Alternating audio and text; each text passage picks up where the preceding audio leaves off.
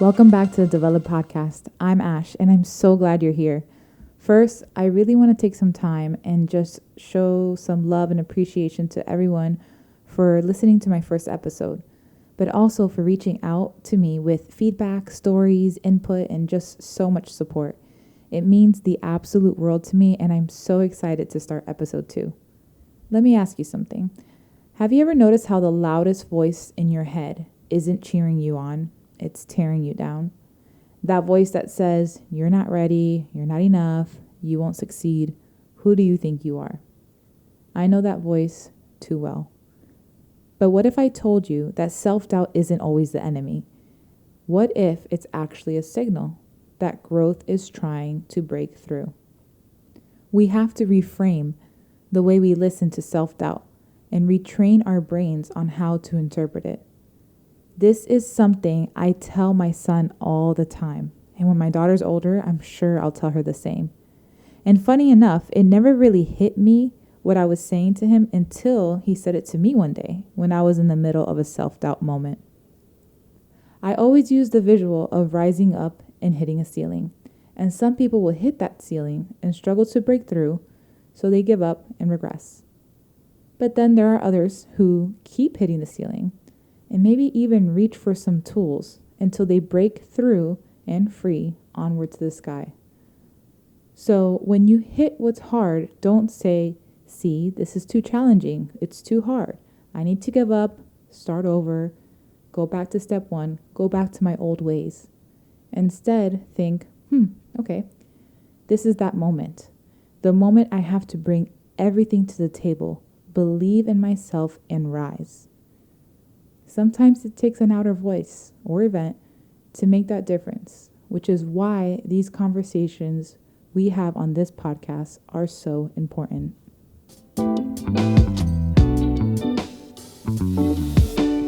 When I was getting ready to launch this podcast, my doubt was loud and clear.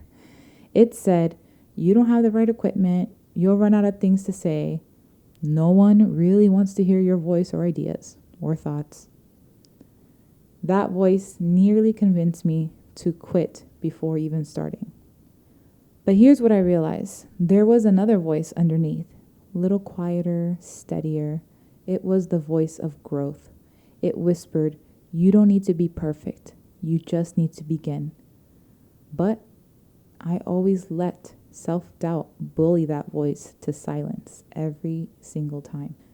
And honestly, the only reason you're listening to me right now is because I chose to listen to the growth voice and some outer voices like my son just long enough to take the next step. I helped that voice rise up and I pushed self-doubt to the side for a moment. When I distributed my podcast request form and shared my first episode, I received a few stories that highlighted this issue of self-doubt. And I thought it would be a great way to start it all.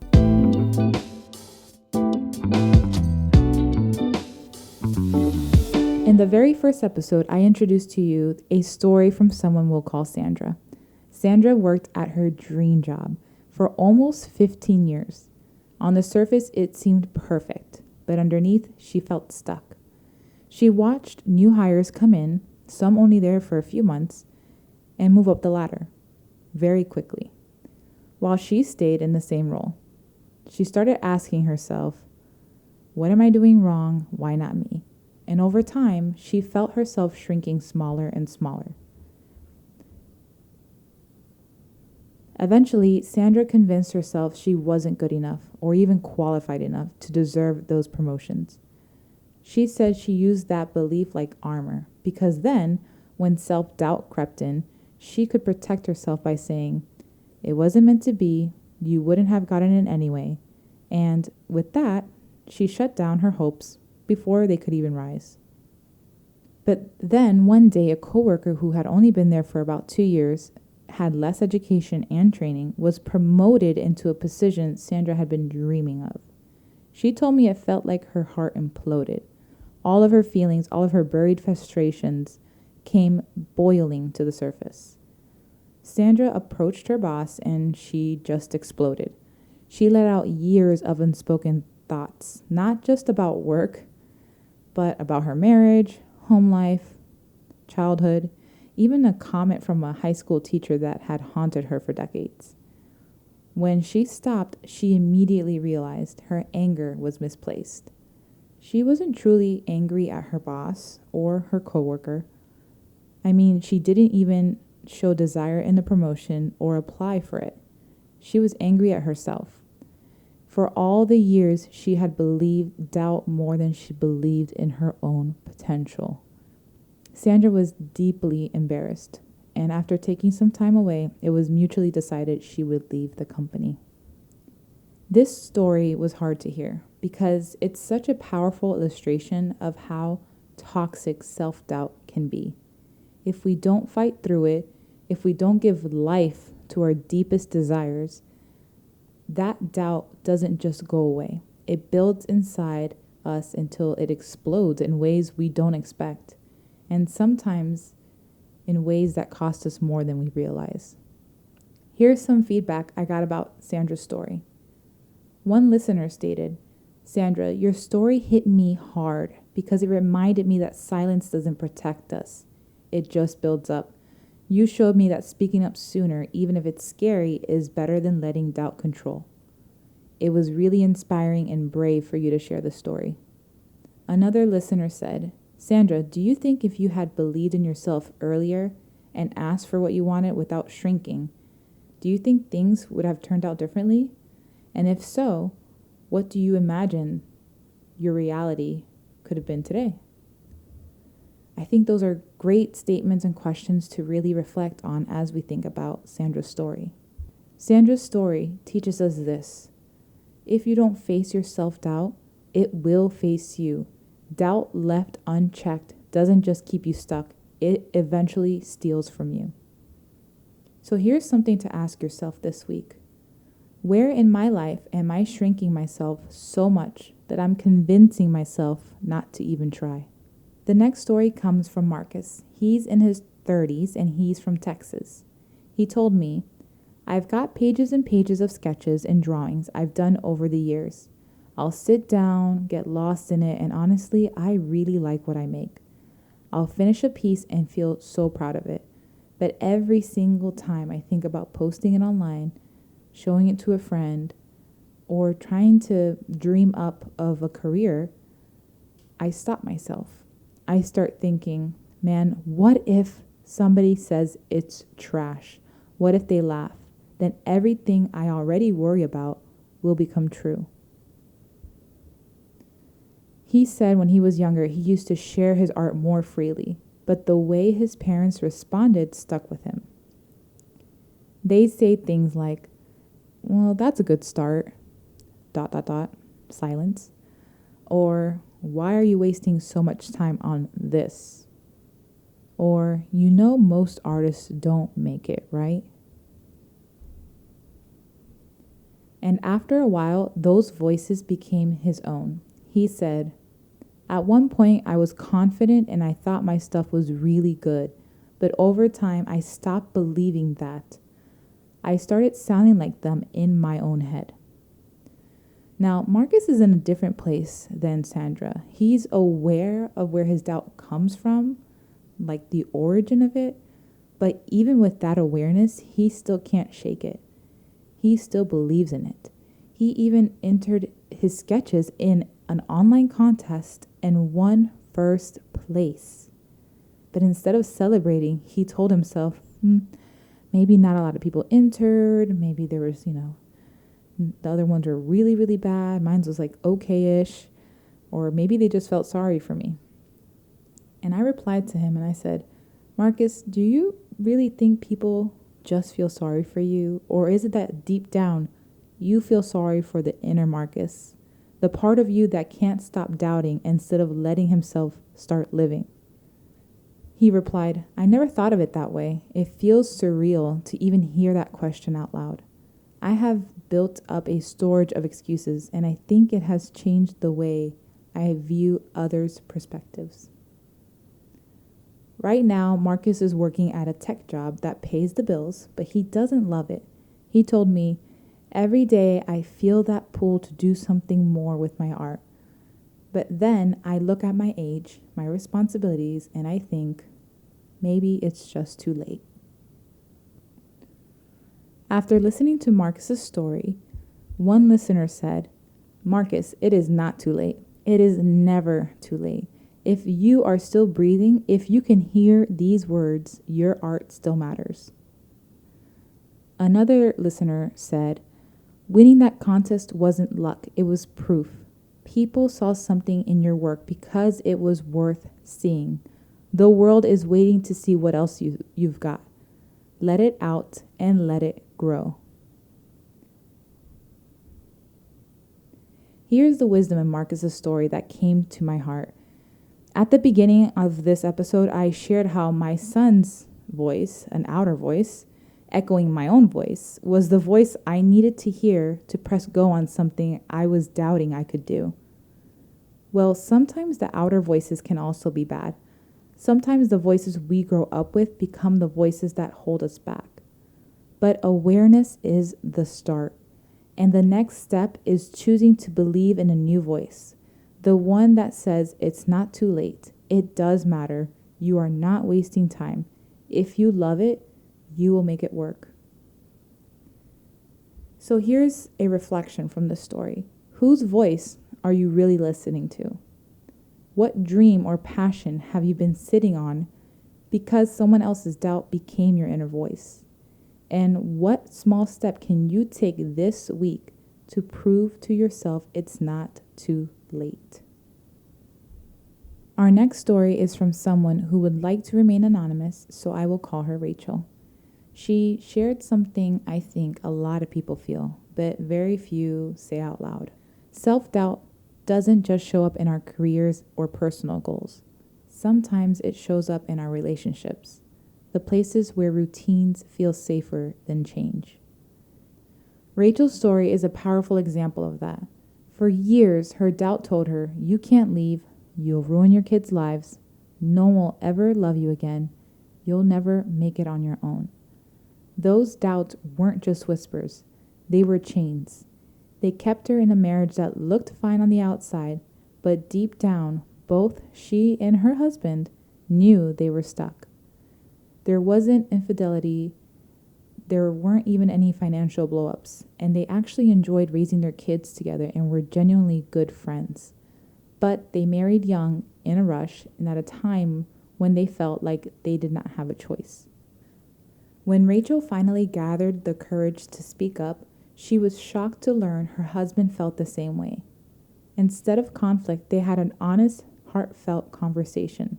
They decided to start therapy, and they gave their marriage more time. But at the end of it all, they both came to the same conclusion. This wasn't about failure, it was about truth. They didn't want to be married anymore. That was 5 years ago. Today, both of them have remarried. They co-parent beautifully, blending their families with respect and teamwork. Rachel has gone after personal goals she once felt were out of reach, and her ex-husband has opened a business and stepped into dreams of his own. They never stopped each other from moving forward when they were married, but the weight of staying in a marriage that no longer fit held them back. Letting go, though terrifying, became the step that set them both free. Rachel told me, "That was the scariest leap I've ever made. But the doubt that told me I couldn't survive on my own was lying, because here I am, rebuilding, stronger than I've ever been. And my kids, they are learning that love should feel alive, not just a routine." Rachel's story reminds us that self-doubt doesn't only tell you we're not enough. It can also convince you to stay in a place where you're not growing. But staying stuck out of fear doesn't protect anyone. This story makes me ask myself, where in my life am I holding on out of routine or fear, when deep down I know that letting go might be the very thing that sets me free? This is a great reflection question, not just for relationships, but for anything that you may be holding out on, because change feels scary and uncomfortable.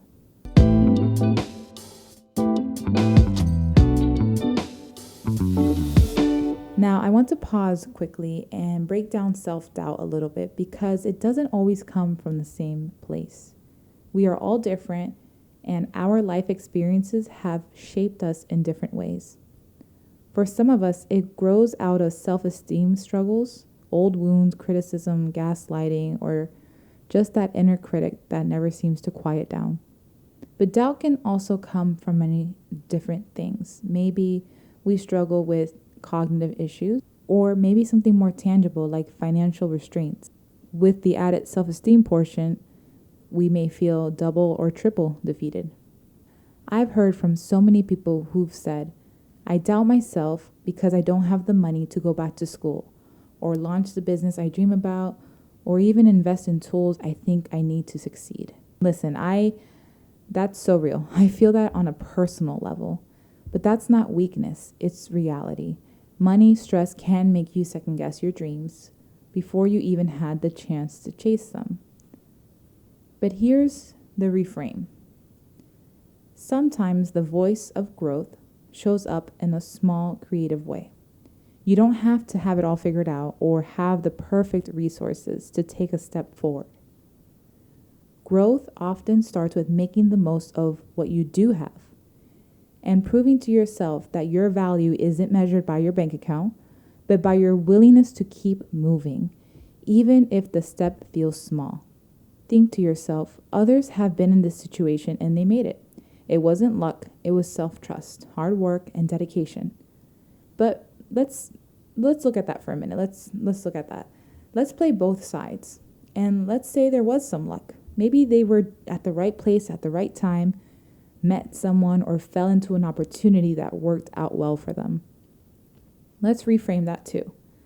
They fell into that opportunity in that moment because they were moving forward. You can't expect it to arrive at your doorstep. You don't have to race. You just need to move forward at the pace you need to find the moments that will propel you.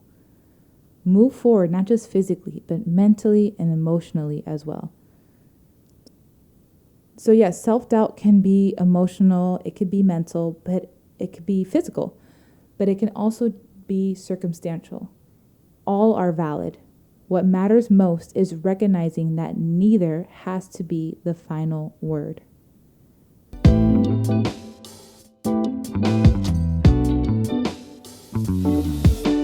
But let's talk about what happens after the breakthrough. You push through that ceiling of self-doubt and suddenly you're free. You're open to the sky. What do you do next? Do you panic and pull the parachute, landing back on the ground where it's safe and comfortable? Or do you decide to learn how to fly, even if it feels hard or awkward at first, and keep pushing upward? Because when you come out the other side of self-doubt and you're met with those exact options, you ask yourself, what do I do next? I made it here, but there's still so much work to do. Do I really have to keep going with all this mental gymnastics? That's when some people pull that parachute cord, but others say, okay, I'm here. I don't know how to fly yet, but I'll keep practicing. I'll keep pushing through until I can enjoy the flight. And that's the point I want you to hold on to. Keep going. Even when self-doubt tries to pull you down, don't let it keep you down. So let's get into some of the insight from all of these stories that we learned today. And as you listen to this podcast, you may have some already building up of your own. I really like to use real world examples and visuals. So once I figure out how to use my filming and recording setup for this podcast, it's over. I may even use a whiteboard. I say that kidding, but I really like to use multiple methods of explanation because we all learn differently. Some like to read, hear, some like to see visuals. So when I get that all set up, we'll have a well-rounded learning experience. I want you to think about self-doubt like a smoke alarm. It goes off whenever you're about to step outside your comfort zone.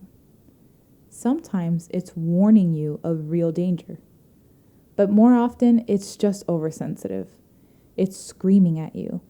making it seem as if a whole building is on fire, when in reality, all you've done is burn a piece of toast.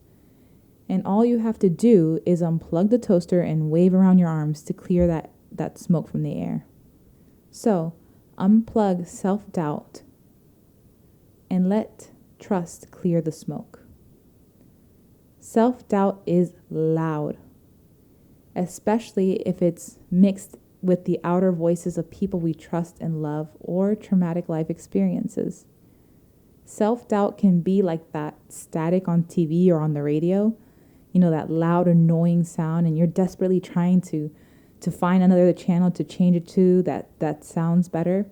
But in the moment, you can't find it, so you just give up and you shut it all down. You turn it off.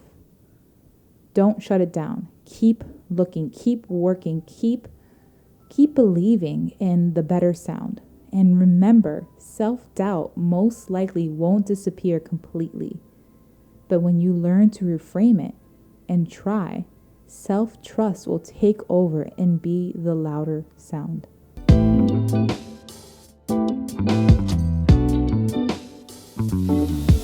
So how do we shift from doubt to growth, right? So you're hearing all these stories, you're getting all this great insight, feels good, maybe, and hopefully something resonates with you, but what do you do next? How do you get that going? Like, let's lay it out in black and white. Let's have a guide so that we can really try to work through something. So here are 5 tools I want you to hopefully try this week or sometime soon to really help you get through whatever you're facing right now. The first, I want you to pause and label. When doubt starts shouting, I want you just to pause it. Don't listen to it. Don't give into it. Just give it a quick pause and say, okay, that's my doubt voice. I see you. I hear you. You're taking away its power when you name it. So pause and label it when you hear it. The second thing is, I want you to ask, whose voice is this? Sometimes it isn't even yours. It's old criticism, gaslighting, or someone else's expectations stuck on repeat. Sometimes it is yours. And then you'll want to just break down, why is your voice saying that? Then number 3, I want you to rewrite the script. Change I can't do this into what if I tried. Flip the script and it will change your energy. Number 4, micro wins. It is truly impactful to celebrate every step that you take towards your goals and your dreams or self-improvement. Show your growth voice evidence that it's worth trying. Do one tiny thing that moves you forward, even if it's not well planned out. Just try something to celebrate that micro win. And number 5, community check-in. I want you to share your doubts with someone safe. Because oftentimes when someone else says it to us, the truth sounds louder. So the first one, pause and label. I'll give you a little example. The mic, right? I wanted to buy a really nice mic for this podcast. And I was like, nope, can't afford it, can't do it. And then when I looked online and I realized, well, there's some that are actually affordable. Then I said to myself, but you don't want to do that. You don't need it. No one's going to want to hear your voice anyway, so why get a mic? So I had to pause. I paused it and I labeled it, and I reminded myself of my mission and goals, because I realized in that moment I just keep making more excuses. Number 2, so then I asked myself, whose voice is this, right? Why am I making these excuses? Who or what has put me in this pattern? Honestly, a life of low self-esteem issues and people-pleasing is what's gotten me to where I'm at. And I just needed to take more time for me. So I gave that voice a name too. I kind of said, hey, I know where you're coming from. Number 3, the rewriting the script. I rephrased my doubt. I reminded myself of my goals, and then I manifested what happened if I tried anyways. So instead of giving into the whole drama of this is what's going to happen, everything's going to go wrong, I rewrote my script in a more positive way. Micro wins. Number 4. My husband and I said that once I publish my first episode, we will have a dinner at my favorite restaurant, just the 4 of us, my husband and my 2 kids, and celebrate the first episode. It gave me a little motivation, and I looked forward to publishing the episode just so that I can go and celebrate with my family. Number 5, the community check-in. I had a great conversation with a friend of mine, very, very dear friend of mine, the day after I published my first episode. We laughed about life and talked about hardships, but also I took some time to reflect, and I opened my heart to allow positive remarks that were being spoken about me to enter. Instead of thinking, oh, she's just being nice, she's just saying that because she's my friend, I said to myself, listen to those words, let them into your heart, let them grow roots, let them take life. So go through those 5 steps each time until it becomes automatic. And even when it feels a little more like a flow, you still might have to remind yourself of these steps to really help yourself get to where you need to go in your growth. Then I want you to ask yourself, if growth were speaking right now, what would it say back to me? What would it look like when you're on the other side, when you don't give in to pulling the parachute cord? If growth were speaking to you right now, what would it be saying back to you? Here's something I want you to carry with you. Self-doubt doesn't mean you're broken. It means you're on the edge of growth. Push through that ceiling. Use all the tools you need to. Don't be ashamed. But don't give up on you. Let growth have a louder sound. As one of the listeners stated, let go and let growth. Be your best cheerleader. Even when the score is against you, aim to try better the next time. Coach yourself or confide in a friend on how to overcome and do better. If you need someone, reach out to me. Let's build our community of trust, healing, and growth. Now, I know some of these episodes can feel a little heavy on the soul, so please remember to check in with yourself. Talk it through with a friend, a spouse, a therapist, whoever feels safe for you. And don't forget, the reflection questions I share can double as journaling prompts to help guide you through your thoughts. I'll always post the podcast videos and a worksheet with that day's questions on my website, so you can use it as a resource. I want to make it easy for you so you can listen with your whole heart, and then you can access those questions later. Or if they're available, print them out and you can work through the worksheet and listen at the same time if you prefer. And if it helps you, share it with your friends or family, because it might be just what they need too. You can find all those resources at develovedco.com/podcast. That's DeveLOVED.com/podcast. Now, those who know me know I love a good theme. And since we're entering the fall season, the next episode is titled Falling Apart versus Falling Together. We are going to redefine what it means to fall apart. Because sometimes it feels like it's crumbling, but in reality, things are just falling into place. And we're going to explore resiliency, trust in timing, and how breakdowns often lead to breakthroughs. If something from today connected with you, I would love to hear your thoughts. You can share them with me on social media, via email, or on the podcast request form, all available on DeveLOVEDco.com/podcast. When we share honesty, we discover the truth. For me, that's the heartbeat of this podcast. Real growth comes from real conversations. Till next time.